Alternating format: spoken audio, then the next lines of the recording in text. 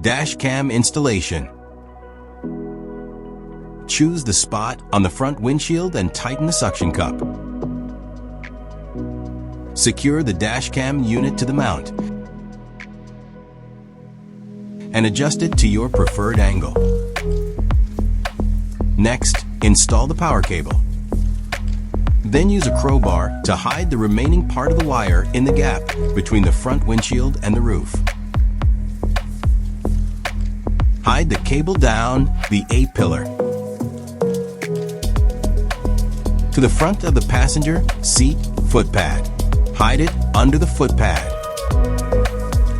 And finally reach the cigarette lighter and plug in the car charger.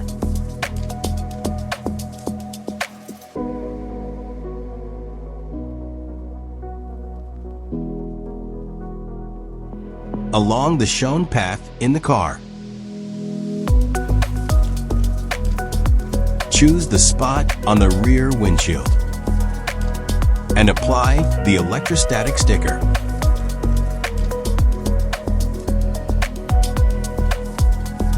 Remove the black from the adhesive on the rear camera. Finally, attach the rear camera to the selected spot.